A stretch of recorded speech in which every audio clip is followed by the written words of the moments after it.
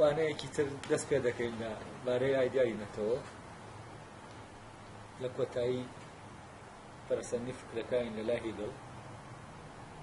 لەوانەی پێشوو باسی ئەومان کرد کە ڕۆحی گەردوون ڕۆحی ژیان لەناو گیانی مرۆییە چۆن کار دەکات. طبعا ڕۆح لەناو گیانی تەبیعە بە جۆرێک کار دەکات و لەناو گیانی مرۆییە بە جۆرێکی تر. لەناو گیانی تەبیعە ڕۆح ئەو گیانە ئاراستە دەکات کە هوشیاری بە خۆی بی، بەردێک ڕۆکێک ئاژەڵێک ئەمانە هوشیاریان بە بوونیان نییە. لەبەرەوە شتانەگەیە لە ئەستۆی ئەوانە نییە، بەڵام مرۆڤ بە حکمی ئەوەی هوشیاری بە بوونی هەیە لە ئەستۆیەتی کە لەوە تێبگا کە ڕۆح دەکات، بەڵام لە ئەستۆی بوونەوەرەکانی تران نییە کە وشیاری بەوە پەیداکەن کە ڕۆح دەکات. هەر لێرەشەوە ئینسان اختیاری هەیە، ئازادی هەیە، بەڵام بوونەوەرەکانی تر ئازادیان نییە. بەڵام ئەم ئازادیە بەس نییە کە تۆ ئازادی تۆ ئازادی لەوەی کە بگەی بە ئازادی. یعنی ئازادی اختیار شتێکە و ئازادبوون شتێکی ترە. تۆ لە ڕێگەی ئازادی اختیارەوە بەوەی کە تۆ ئازاد کراوی ئازاد دەبی. ئازاد کراوی تۆ هوشیاری پێیاکەی بەوەی کە ڕۆح لە تۆدا دەیکا لەگەڵەوەی کە هوشیاری پێیانەکەی. ئەمە لێرە ئازاد کراوی کە تۆ دەتەوێ هوشیاری پێیاکەی یانە. ئەمە شتێکە ئێمە دەبێم دوو شتە جیاکەینەوە. ئەوی تریانەوەیە تۆ دەتەوێ ئازاد بی. ئازادیش بەچی بەدەستدێەوەیە کە ئینتیما بۆ ڕۆح پەیداکەی. بۆچی؟ چونکە ڕۆح سەرچاوەی ئازادیە. یعنی ڕۆح سەرچاوەی ئازادبوونە بەوەی کە تۆ دەکاتە کاینێکی سەربەخۆ، دەکاتە عالەمێکی سەربەخۆ لە خۆتا و دێت ئەو لە ناو توە حکم دەکات و ئەو لەو حاڵەتا کە لە توە حکم دەکا ئەو هەر خۆتی. یعنی تۆ شتێک نی لە دەرەوەی ڕۆحت. بەڵام کاتی ئێمە هوشیاری بە ڕۆح پەیان ناکەین، ئەو بەرپرسیارەتی هەڵناگرین، ئەو کاتە ئێمە دەبینە شتێکی دەرەکی بەنسبەت ڕۆحەوە. بە معنایەکی تر دەبینەوە بەو بوونەوەرانەی کە هوشیار نین بە ڕۆح و ڕۆح ئەوان ڕۆح نین و ئەوان لە خۆیان نین. ڕۆح وەکو وەسیلەیەک لە بەردەمیا کاری خۆی پێیان دەکات. بەڵام کاتێک ئێمە هوشیاریمان بە ڕۆح پەیا کرد و ئینتیمامان بۆ ڕۆح کرد، ئەو کاتە لەگەڵ ئەوەی کە ڕۆح دەیکا یەک دەگرینەوە. کە یەکمان گرتەوە ئەو کاتە ئەوەی کە ڕۆح دەیەوێ هەمان ئەوەیە کە ئێمە دەمانەوێت. و لێرەوە ڕۆح ئێمە بە ئازادی خۆمان ڕێگای پێ دەدەین ئەوەی کە دەبێ بیکات بیکات. یعنی ئێمە لەگەڵیان لەوەی کە لە ئێمە بەرجەستەی دەکات. ئێمەش ئەومان دەوێت کە ئەو دەیکا. تەوانەوەی کە هیگڵ تەرکیزی لەسەرە، یعنی بنەمای ئەو شتانەی تر کە هەن و بنەمای نەتەوە، بنەمای دەوڵەت هەمان ئەو ئازادیەیە. یعنی بەبێ ئەم ئازادیە لە ناو گەلێکە ممکن نییە باسی نەتەوە بە معنای هیگڵیە بکرێت و باسی دەوڵەت بە معنای هیگڵیە بکرێت. چونکە دەوڵەت بە معنای هیگڵیە ئەو دەوڵەتەیە کە ئەو زەمینە خۆش دەکات بۆ ئازادیە. یعنی زەمینە خۆش دەکات بۆ ئەوەی تاکەکانی ئەو میلەتە بگەن بەو هوشیاریەی کە دەبێت بە ڕۆح پەیداکەن. ئەو کاتە دەوڵەت لێرە وەسیلەیەکە و هۆکارێکە بۆ ئەوەی ڕۆح بێت لە عینی کاتە ئەو بکاتە ئامانجی خۆی، بیکاتە لانکەی خۆی. تابان کاتێکە دەوڵەت ئەم ئازادیە فراهەم دەکا، ئەو زەمینەیە ساز دەکا و دوای سازکردنی زەمینەکە ئەو تاکانە بەدەم ڕۆحیانەوە دەچن. ئەو کاتە ڕۆحیش لە ڕێگەی ئەوانەوە دێ لە ناو نەتەوەکە بەرجەستە دەبێت و دواتریش ئەلێرەوە لەناو دەوڵەتیشا بەردەستە دەبێت دەوڵەت ئەلێرە دەبێتە درەوشانەوەی ئەو ڕوحە یعنی لە سەرەتاوە دەوڵەت وەسیلەیە بەس دواتر کە ڕوح دێتە ناوی لە وەسیلەوە دەبێتە ئەو هەر دەبێتە ڕوح خۆی ینی دەبێتە ڕوح لە حاڵەتی بەرجەستەبوونی و لەو حاڵەتا کە دەردەکەوێت طبعا ڕوح لە ناو دەوڵەتە لە ڕێگەی لە ناو دەوڵەتێکە کە دەوڵەتێکی نەتەوەیە نەک دەوڵەت نەتەوەیە بمانە مۆدرنێکەوێت لە ناو ئەو نەتەوە ینی دەوڵەت لێرە دەبێتە شخصێتێک دەبێتە فەردێک دەبێتە کەسایەتیەکی کۆیی ئەو کاتە لە هونەرا کاتێ ڕوح بەبێ ڕوح ئەو هونەرە نایەتە ئاراوە کە هونەری ئەو گەلێ بەبێ ڕوح ئەو سیستەمە بەڕێوەبردن نایەتە ئاراوەکە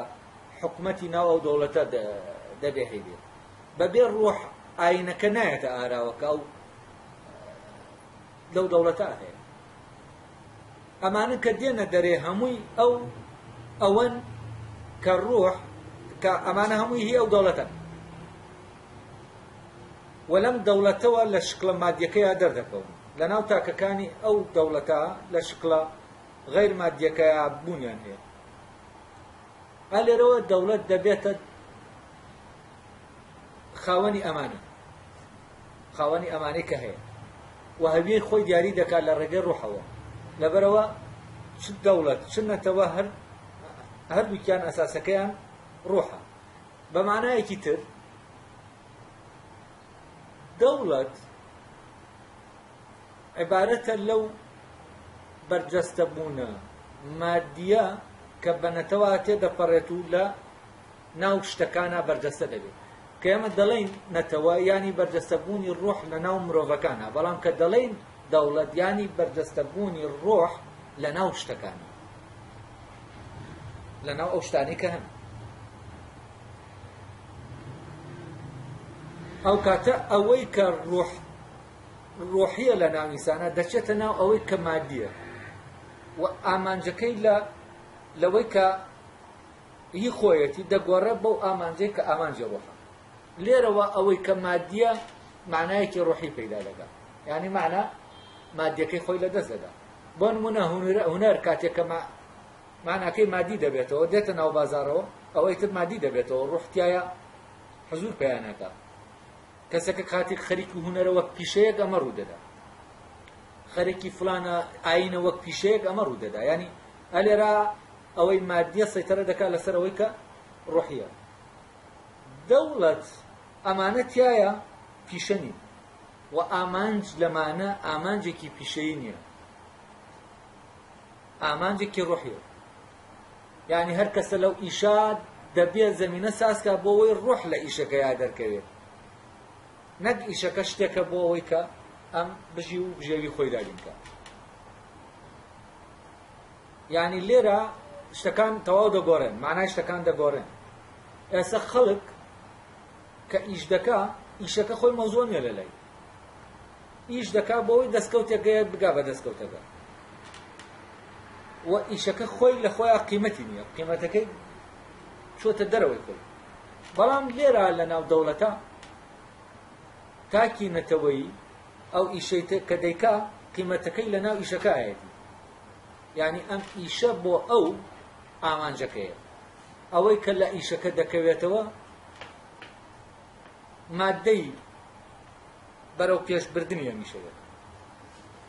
یعنی ئەوەی مادیە جارێکی تر دێتەوە بۆ خزمەتی ئیشەکە بۆ ئیشەکە لە پەرە بسێنێ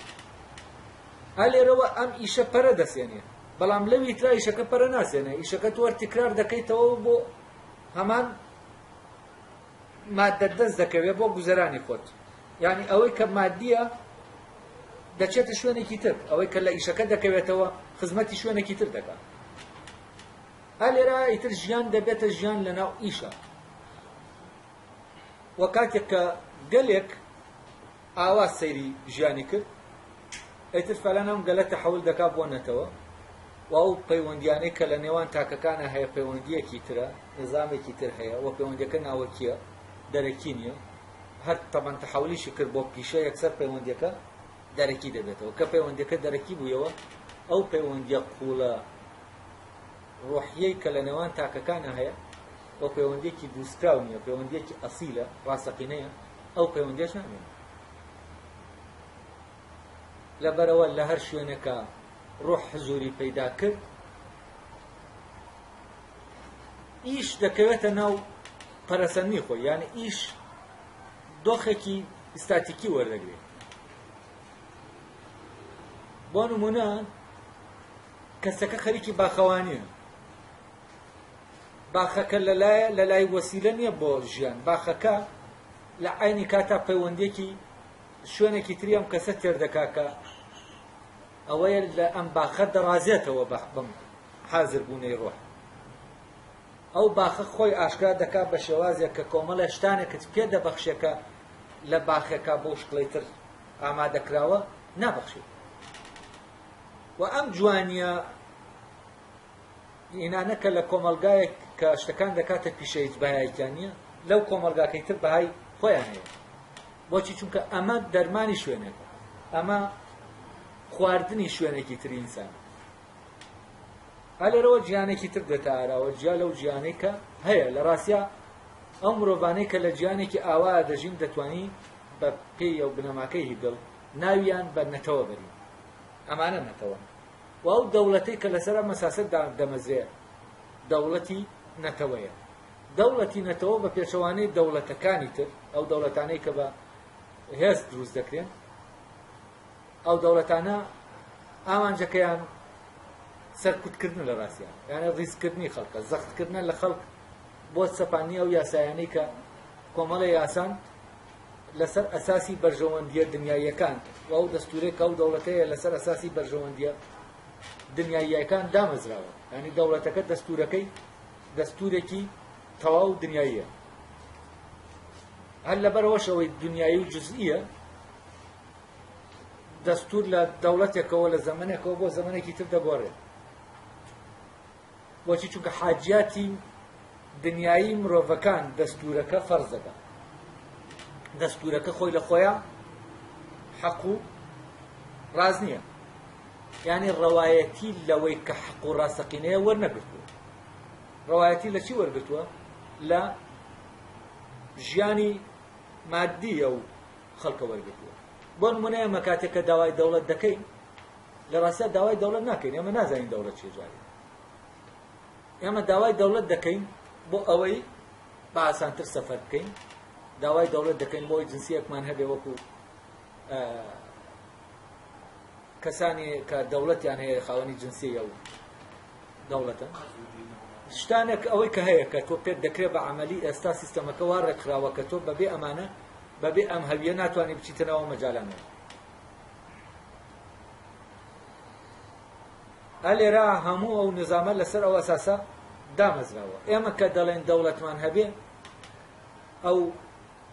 مەفهوم بیرکردنەوەمان لە دەوڵەت لە ڕاستیا بیرکردنەوەیە کە ڕەبتی بە جۆرێک لە دەوڵەتەوە هەیە کە دەستورەکەی بەو شکڵەیە کە باسم کرد لەسەر ئەساسی پێداویستیەکان دامەزراوە لە کاتێکا ئێمە وەک کورد کە بیر لەوە دەکەینەوە بۆچی دەوڵەتمانیە لە ڕاستیا لەبەرەوە دەوڵەتمانیە چونکە مەیلمان نەداوە بەو شتانە یعنی بە شکڵێکی نائاگایانە ئەوەنەی هێنمان دەوێ ینی ناچینە ژێرباری ئەم ڕێک و پێکردن و زەختەی کە هەیە داوای دەوڵەتیش دەکەین لە کاتێکا دەوڵەت لێت دەخوازێت کە تۆ بچیتە ژێرباری ئەم ڕێک و پێکردنەوە مل بدەیە دەوڵەت کاتێک کە دەستورەکەی وتمان لەسەرەوە ساسە دامەزرابێ ئەو کاتەی تر زەمینە خۆش ناکات بۆ ئازادی ئەم ئازادیە کە ئێستا ئەمە کەیگڵ باسی دەکاتەوە ئازادی بەو معنایە ناکە ئازاد بم لەوەی هەر شتێک دەمەوێ بیکەم یعنی ئازادکردن نا ئازاد بوون جا ئەلێرەوە ئێمە بیرکردنەوەیان لەبارەی دەوڵەتەوە ئیتر دەگۆڕێت یعنی ئێستا کاتی ئێمە ئەگەر بێت و ئەو دەوڵەتانەی هەن بیریان لێ بکەینەوە تێپەڕکردنی دەوڵەت تێپەڕاندنی دەوڵەت بۆ مەساڵحەکان ئەو مەساڵحی اقتصادی کە لە ئێستا باوە ینی ئێستا حدودەکانی دەوڵەت حدودەکانی ئابووری حدودی فراوانترن لە حدودەکانی دەوڵەت بۆ تاکەکانی ئەو دەوڵەت. یعنی چی؟ یعنی کەسێک کە بۆ نمونە لە بواری ئابووریا ئیش دەکات کۆمپانیایەکی، ئەم کۆمپانیایە دەتوانێت حدودی دەوڵەتەکە ببڕێ بچێتە ناو دەوڵەتەکانی تر و دەتوانێت ئەو حدودانە بە ئاسانی دەبڕێن. بۆچی؟ چونکە دەوڵەت لە ئەساسەوە لەسەر ئەو ئەساسەدا نەمەزراوە کە ئەمە وەحدەیەکە، یەکەیەکە، سەربەخۆیە، مۆنادەییە، بەو مانە هیگڵیەکە هەیە. ئەمە جیهانێکی تایبەتە. ئەلێرە ئایتر بەرەبەرە کاتێکە ئەوەی ئابووریە دەبێتە ئامانج، بەرەبەر ئامانە نامێنن ئەم جیهانە تایبەتانە. یعنی تۆ لەم پەڕی دنیابی وەکو وایە لەو پەڕی دنیابی، یعنی تۆ کۆمەڵە جیهانی ئەمە ڕەنگت نییە کە لە پەیوەندیا بن لەگەڵێکە، پەیوەندێکی ناوەکیا بن لەگەڵێک. ئەو کاتە لێرەوە تاکینەتەوەی بوونی نامێنێ، ینی ئەم تاکەنەتەوەیە بوونی ئەم تاکەنەتەوەی ڕەبتی بە حزوری ڕۆحەوە هەیە. تاوان چەند ڕۆح غایب بێوەنە تاکینەتەوەی نامێنێ. جۆرێک لە تاکە کەس دروست دەبێ، پێ دەڵێن تاکە کەسی على ئاساسینە، ینی گەردوونیە، تاکە کەسێکە کە لە هەموو شوێنێک هەویەکەی بۆ هەموو شوێنێک دەخوا، بەس ئەم تاکە کەسێکی لە ڕاستی ئەو وەهمیە، چونکە تاکە کەس نییە لە ڕاستی، ینی شەخص نییە بە معنای دڵەکەی. ئەمەش خۆی هەر وەسیلەیەکە لە وەسیلەکانی ئەو جیهانەکە گەشە بەخۆی دەدا، و ئەو جیهانەی کە گەشە بەخۆی دەدا عیبارەتە لەوەی کە یعنی ئەوەی کە دەینوێنێ لە ڕاستیە دەسەڵاتی مادەیە، و ئەوە نییە کە ڕۆح ئاشکای دەکات. جا لێرەوە دەبێ ئەمە تێبگەین کە دەوڵەت چییە، و دەوڵەت ڕەبتی بە ڕۆحەوە چییە، ڕەبتی بە نەتەوەوە چییە، بەم معنایە کە هیگڵ باسی دەکات، بەم معنە عەقڵیەکە هەیە. بۆ ئەمەش تەبان دەبێ بگەڕێنەوە سەر ئەو بەرنامەی هیگڵ کە لە سەرەتاوە باسی دەکات. یەکیان ئەوەیە کە عقل حکمی جیهان دەکات، کە دەڵێ عقل لای ئەو خوا، ینی کە دەڵێن خوا ئێمە وێنای عقلمان کردووە، لەبەرەوە ئەو دەڵێ خوا حکمی جیهان دەکات، و ئەمە ئەساسی دەوڵەتە کە خوا حکمی جیهان دەکات. هەر لەمەشەوەیە من لەوانەیە فریان نەکەوم بۆتان باسکەم، لەوانەی داهاتووە گەرتوانیمە باسی دەکەین. هەر لەمەشەوەیە کە لای هیگڵ دەوڵەت لە ئاین دێتە دەرێ، یعنی دەوڵەت لە ئاین دەکەوێتەوە. بەڵام کە دەڵێن دەوڵەت لە ئاین دەکەوێتەوە، ینی ئەوە نا دەوڵەت دەوڵەتێکی ئاینیە، چونکە کە دەڵێت دەوڵەت دەوڵەتێکی ئاینیە، ئەوە بۆ معنایە نییە کە دەوڵەت لە ئاین کەوتوێتەوە. و ئەو مناقەشەیەکی ورد دەکات لەبارەی ئەو ڕێیانەی کە هەیە، ئایا دین لە دەوڵەت، جاکردنەوەی دین لە دەوڵەت باسی ئەوە دەکات کاتێ ئەمە دین لە دەوڵەت جیا دەکەینەوە، دەوڵەت چی لێ دێ؟ تەمان حتمەن دەستوری دەوڵەت و دەوڵەت خۆی وا ببینێتەوە کە وەزیفەکەی وەزیفەی بژێوی و ژیانی مادیە، ئەوە فعلەن پێویستی بە دین نییە، پێویستی بە کۆنتڕۆڵکردن و زیاتر مراقەبەکردن و معاقەبەکردنە، پێویستی بە دین نییە، چونکە لە کاتێ دین ڕەبت دەبێت بە دەوڵەتەوە، ئەو لێەوە باسی دین دەکات،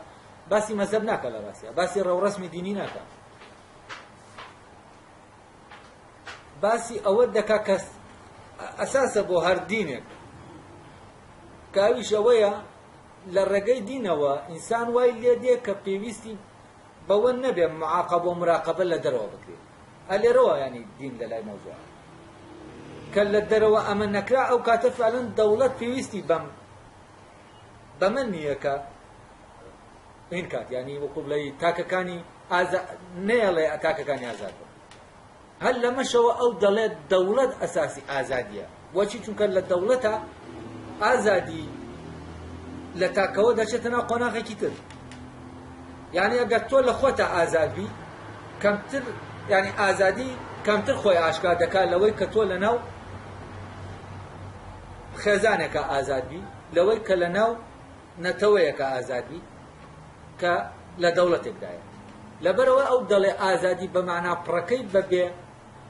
ئەوەی کە ڕۆح بەو پەرەسە نابڕوا و بگاتە ئەوەی کە دەوڵەت دامەزێنێ ناگاتەوە ئازادیە ڕاستەقینە پڕەیکە هەیە بۆیە دەوڵەت بەرجەستەکەری ئازادیە یعنی لە دەوڵەتە ئازادی بەرجەستە دەبێت بۆچی ئازادی چونکە ئازادی خاصەتی ڕۆحە وەکو پێشتر باسمان کرد ئەوەی کە لە جیاکردنەوەی ئەوەی مادە و ڕۆح لەبەرەوە دەوڵەتێک کاتێکە لە ناو دەوڵەتێکە ئازادی نەگاتە ئەو جیپەرەسەندنی خۆی ئەو دەوڵەتە ناکرێت دەوڵەتێکی نەتەوەیی بێت لەبەرەوە لای هیگڵ ئاین ڕەبتە بە ڕۆحەوە و ئاین دەرکەوتنی ڕۆحە لە خۆیە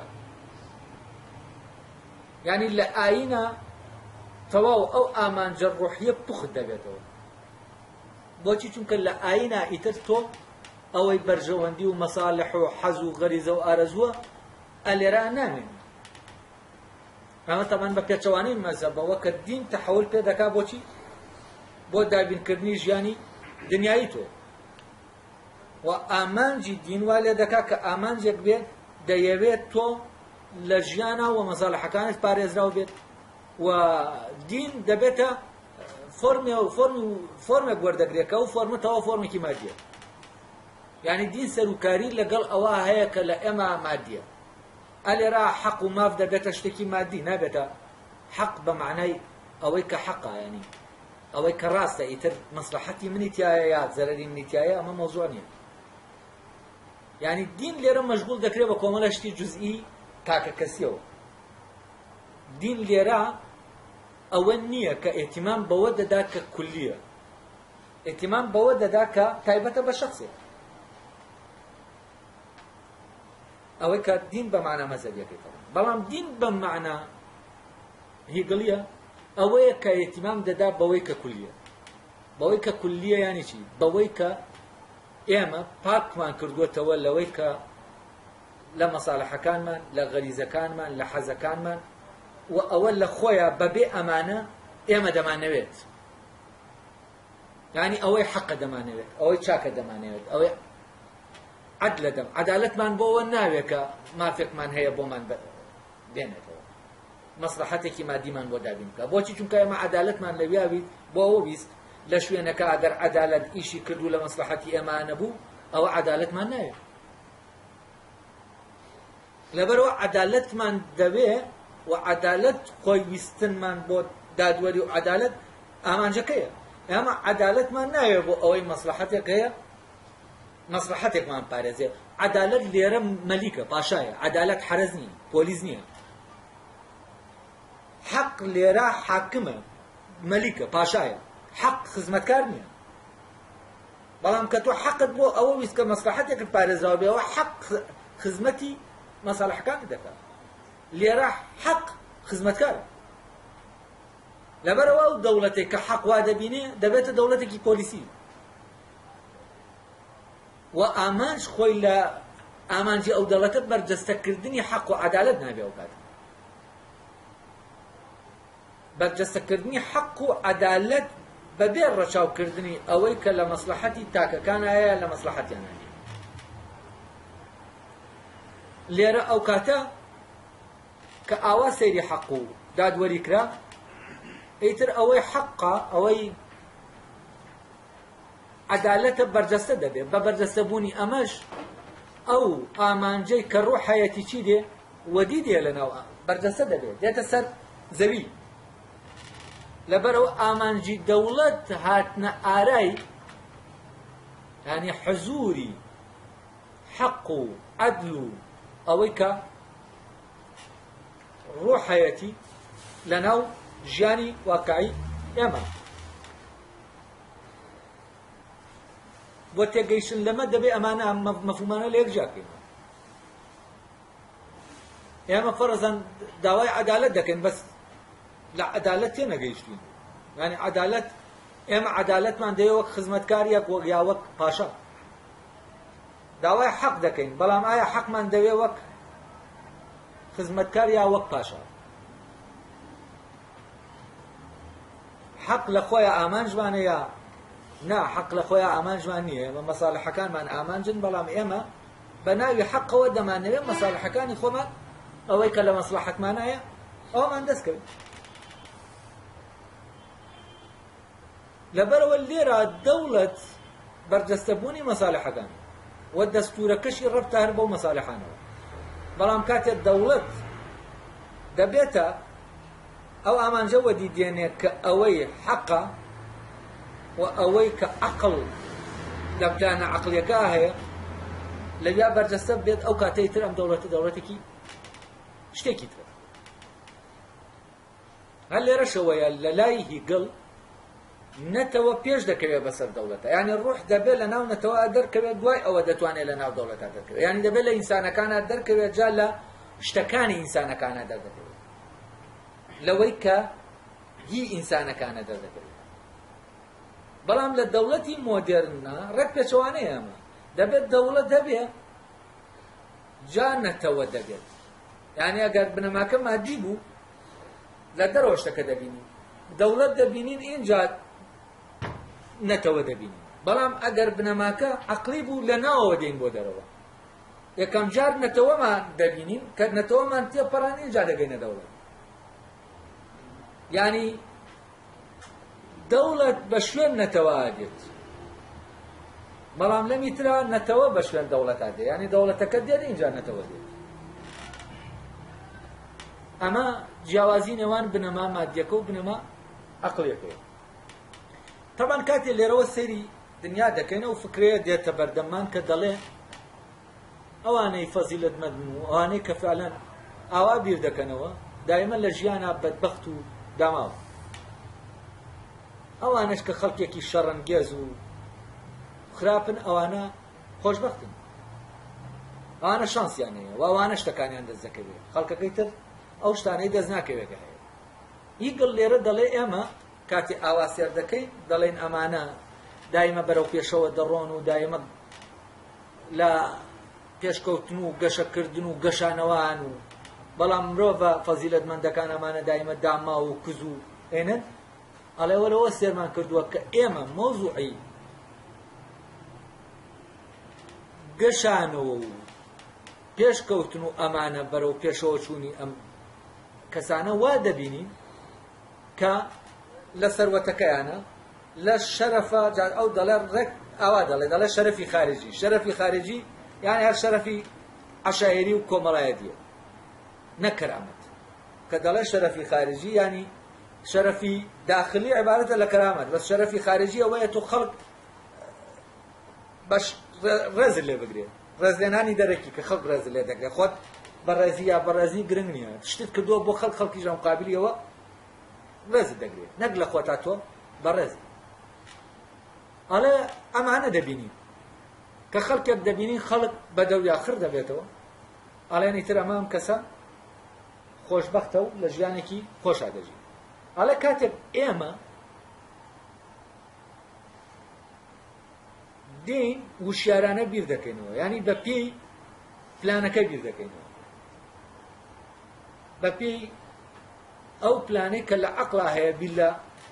ڕێڕەوی ژیان دەکەینەوە ئەمە وا نابینین بۆچی چونکە ئەوەی نامان ناوە ئەمەی کە هەیە لەناو ئامانجی پلانەکە نییە کە ئامانجی پلانەکە نییە ئەم کەسە لە ڕوانگەیەکی ترەوە کە ئێمە بە بەدبەختی دەبینین بە پێچەوانەوە ئەمە بە پێی پلانەکە دەڕوا ئەو بە پێی پلانەکە ناڕوا بەڕێوە و ئەوەش کە بە پێی پلانەکەیە و لەناو پلانەکایە ئەو دەڵێ ئەمە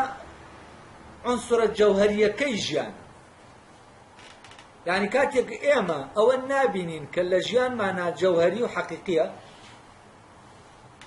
و ئەمە وەلا دەنین فعلەن ئەو کاتە شتەکان وا دەبینین کە عامەی خەڵک دەبینین بەڵام کاتێک ئێمە ژیانمان لەو جەوهەرەکەیەوە بینی ئەو کاتە شتەکانەوە نابینین بۆچی چونکە ئەوەی ئەو کاتە دەکەوێتە دەرەوەی ئەو ئامانجە جەوهەریەی ژیان ئەوە ئیتر شتێکی سەلبی و بەسەرچوو وەسیلەیە هیچی تر نییە جگەلەوە جا لەوێ ئەو نمونەیەک دێنێتەوە دەڵێ ئەم تەسەورە وەکو تەسەوری زەمەنی گەنجایەتی وایە کە ئینسان گەنجاڵێ زۆر هەڵپەت دەکات و هیچ کوشتەکان تاریکن لە پێشاوی جوان دیار نین ئیتر زوو حکم لەسەر شتەکان دەدا وەک گەرم حکم دەدا ناوەستێ تا بزانێ شتەکان ڕوون بنەوە جا حکم بدە ئەڵا ئەم حکمە وەکو حکمە وایە کاتێکە ئاوا لە مەوزوعی خۆشبەختی و بەدبەختی دەبەستین بەمەوە ئەڵێ بەڵام کاتێک کە ئینسان دەچێت بە تەمەنا و تەجربەیەکی قوڵ وەردەگرێت لەمانە ئینجا تێدەدا ئەم شتانەی کە کردوویەتی ئەمانە بەڕای هیچ معنایەکی ئاوایان نییە و تێدەگا لەوە ئەگەر ژیان ئامانج لە ژیانە ئەمە بێ لە ڕاستیا ژیان هیچ معنای نییە ئەلێرەوە دەگاتەوەی کە ئەو معنای ژیان هەیەتی و بوون هەیەتی ئەو معنایی کە پلانە عەقڵیەکەی گردوون هەیەتی لە ڕاستیا ئەمە نییە ئەمە نییە کە ئێمە سەیری دەکەن وەک خۆشبەختی وە پلانەکە ئەوەیە چۆن کۆمەلگایەک بێتە ئاراوە دەوڵەتێک بێتە ئاراوە کە نمونەیەکی باڵای ژیان نیشان بدات کاتێک کۆمەلگایەک لەم شتەکانەوە سەیری نیشان دەکا کۆمەلگایەکە وەکو لەناو کۆمەڵە نێزاعات و فەوزایەکە دەژی کە فەوزایەکە دایما کایەنەتیایە ئیسراحەتی نەکردووە ئێمە وای دەبینین ئیسراحەتی کردووە ئێمە لێرە سەیری ئینسانەکان بە گشتی دەکەین بەڵام کاتی ئێمە دەچین ئەم مقارنەیە دەکەین ئەوە لەناو دەوڵەتێکا دەیکەین لە نێوان کەسەکانی ناو ئەو دەوڵەتە بەڵام کاتێک کە دێن مقارنە لە بینی ژیانی ناو دەوڵەتێک و ژیانی ناو دەوڵەتێکی ترا دەکەین ئەلێرا ئەو مۆزوع ڕۆشن دەبێتەوە کاتێک دەوڵەتێک لەسەر ئەم ئەساسەدا مەزرا بێت ژیان لە ناوی ژیانێکی ترە و ئەم بەراوردە معنای نامێنی کە ئەوە دەوڵەمەندە ئەوە فلانە ئەوە فیسارە بۆچی چونکە ئامانجەکە ئەو ئامانجەیە کە لەناو عەقڵە هەیە ئەلێرەوەیە هیگڵ باسیەوە دەکا ئەڵێ ئەوەی خواییە لەناو ئینسانە ئەوە ئەبەدی و ئەبەدیە و ئەوەش کە خواییە لەناو ئینسانە ئازادی ڕەبتە بەوە بەڵام ئەوەی ڕاگوزەرە ئەوەی کە تێدەپەڕێ ئەمە لە ڕاستیا شتێکی سەلبیە یعنی ئەمە شتێکی وەهمیە کە دەڵێ سەلبیە یانی شتە جەوەریەکە نییە ئەمە تەنها وەسیلەیەکە شتێکە لە بەردەسا کە ڕاگوزەر تێدەپەڕێ ڕەبتی ئازادی بەم بەشە خوداییە ئینسانەوە بە حەسەبە هیگڵ ئەوە وا دەکا کە ئێمە ئەوە ببینین کاتێک کە ژیان بەپێی ئەو ئامانجە دەڕوا بەڕێوەیە یا بەپێی ئامانجەکەی تر کە ئامانجێکی ڕاگوزەرە فەرقی چییە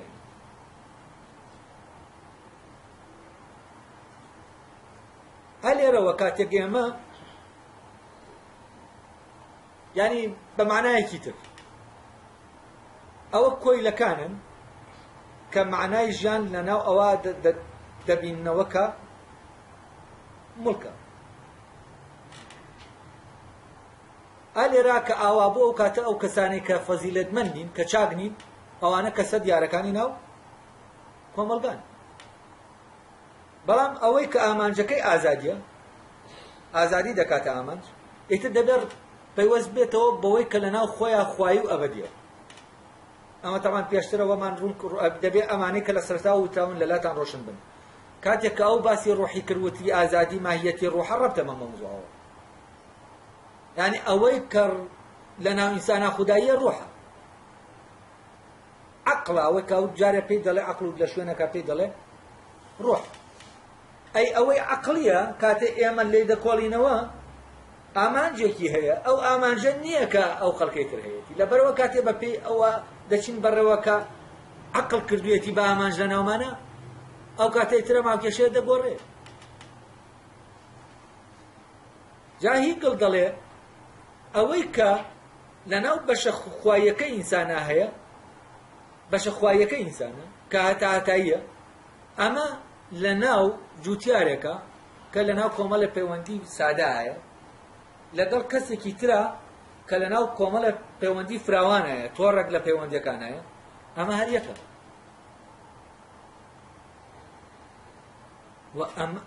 ئەمەی کە خوداییە یەکە وەکەوە نیە کە ڕابزەرە ئەمە ئەبەدیە ینی لە سەردەمێکەوە بۆ سەردەمێکی تر ژەمانە لەناو هەر ئینسانێکا یەکە ئەوی تری کە لە بەردەمە میسالن نەیە هیچ نیەجگە لە وەسیلەی دەرکەوتنیەوەی کە خوداییە لەبەرەوە جوتیارێک کاتێک کە ژیانێکی سادە دەژی ئەلێرە کاتێک کە عەقڵ لە لای ئامانجەکە دەبێتەوە ئامانجە عەقڵیە و بەشە خوداییەکەی لە لای دەبێتە ئامانج ئەو کاتە ئەوەی کە لە بەشە خوداییەکەوە ینی دێتە ناو کاروبارەکانی ئەو و ئەم کارەی ئەو دەدرەوشێنێتەوە لە ناو ئازادیە لەبەرەوەی تر قیاس بۆ ئەو مقارنەیە لە بینی ئەم جوتیارە و کەسێکی تراکە کەسێکی هینە ینی دەوڵەمەندە و کار و کاسپێکی زۆری هەیە ئەم مقارنەیە ناکرێت چونکە لە هەمان کاتا بۆ ئەوەش کە ئەمەی هەیە ئەو ڕوحە دەبێ بەردەستە بێ لەناو ئەوەی کە هەیە مقارنەکە لەوە پێیا دەبێت چەند ڕوح لەناو ئەمەی کە لە بەردەستی دەستایە بەردەستە دەبێت ئامانجەکەی خۆی وەدی دێت بە معنایەکی تر چەند ڕوح حاضر بێت لەناو بوونتا لەناو ژیانتە ئەوەندە تۆ لەناو ئازادییت ئەلێرەوە قیاس بۆ ئەمە ئەوەیە ئەمە کەسێکی ئاوایە ئازادیەکەی قیاسە ئازادیەکەی بە معنای ئازادبوون نەک بە معنای ئازادکردن ئەو ئازادیە کە کەس پێمان نادا ئەو ئازادیە کە خۆمان دەبێت پێ بگەین جا لێرە دەبێت لە ئازادیش جارێک تعریف بکرێتەوە فەرەزەن ئازادی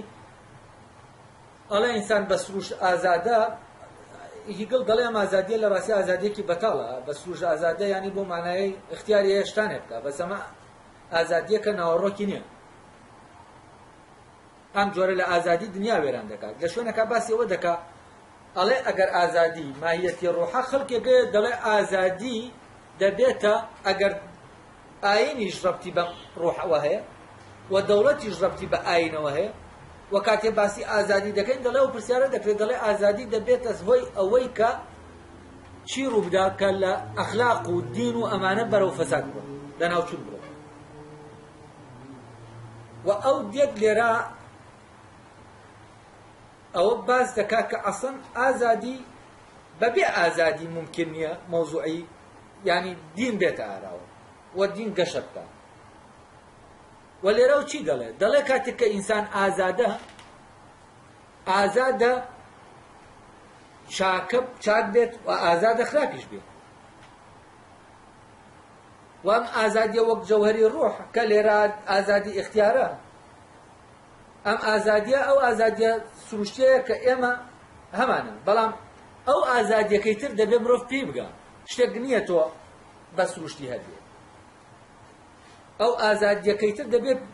ئینسان پێی بگە ئەو ئازادیەکەی تر ئەوەیە کاتێک کە تۆ اختیاری ئەوە دەکەی چاکە پێی دەکەی نەک ئەوە دەکەی کە خراپە یعنی ئازاد لێرە حەقی هەڵبژاردنە دەیە ئازادی هەڵبژاردنی دووشتە بەڵام ئەوی تر ئازادی هەڵبژاردنی دووشت نییە ئازادی ئەوەیە کە لە دوجاردا تۆ پێی دەگەی ینی چەند بچیتە ناو چاکبوونەوە ئەوەندە دەچیتە ناو ئازادیەوە بۆچی چونکە چەند بچیتە ناو چاکبوونەوە ئەوەندە لە وابەستەیی بەو شتانەی کە دەربەستنەوە دەدەچیت و چەند بچیتە ناو ئازادیەوە ئەوەندە ئەو بڕیارانەی دەیدەی بڕیارێکی ئازادانەیە ینی ئەساسی بنەمای بڕیارەکە لە ناو خۆتایە ئەو قەرارانەی دەری دەکەی هیچ شتێک پێت دەرناگات خۆت دەری دەکەی بەو معنایە تۆ لە ژێر فشاری مەسلحەتێکە ئەم قەرارە دەرناکەی لە ژێر فشاری فلانە شتا غەریزەیەکە ئەم قەرارە دەرناکەی لە ژێر فشاری ترسێکە ئەم قەرارە دەرناکەی ئەلەم کاتا کە ئەم قەرارە دەردەکەی چونکە ئەم قەرارە بە حەق دەبینی بۆیە دەبێ ئەم قەرارە بێتە دەبێت و بیدەیت و جێبەجێکەیت لێرە ئازادی ئەوەیە کە خۆت ئەو قەرارە دەدەیت و خۆشت وەدی دەیەنی بەبێ ئەوەی ڕەچاوی هیچ شتێک بکەیت لەسێ ئێمە ئازادیمان نییە و ئێمە شتانەکەیە دەزانین ڕاستە دەبێت ببێتە قەرار بەڵام لەمە نابێتە قەرار بۆچی چونکە وابەستین بە کۆمەڵە مەساڵح و وابەستین بە مەساڵحەکانمانەوە وابەستین بە ئارەزوەکانمانەوە وابەستین بە ترسێکەوە کە دەمان ترسێنێ ئەگەر بێت و ئێمەم قەرارە بدەین دەمرین لە برسا وابەستەین بە یەک دنیاشتیترەوە. ئەلێرا ئینسانی کە باس لە ئازادی دەکرێت دەبێت تێبگەین. ئازادی لای هیگڵ مەبەستی ئەم ئازادیەیە کە ئێمە دەبێ یعنی بە ژیانێکی زۆر مەترسیدارا بچینە تا دەبینە ئەو کەسە ئازادە، نەک ئەوەیە کە ئازادی اختیارمان هەیە ببین بەو کەسە ئازادەیە نەبین. یعنی ئەویتر ئەو ئازادیە کە ئێمە دەرکی پێ دەکەین ئەو ئازادیەیە کە اختیارمان هەیە ئازاد بین. ئەوەنە یعنی ئازادیە بۆ اختیارکردنی ئازادی یا اختیارکردنی وابەستە بوو. ئەمە اختیارە، بەم اختیارە تۆ ئازاد نیت. دوای ئەوەی کە اختیاری ئازادی دەکەیت تۆ دەتوانی بکەویتە سەر ڕێگای ئازاد بوو. جا ئەمانە هەمووی ڕەبتن بە مەوزوعی ئاینەوە کە ئەو بە بنەمای وەدیهاتنی دەوڵەتی دەزانێت.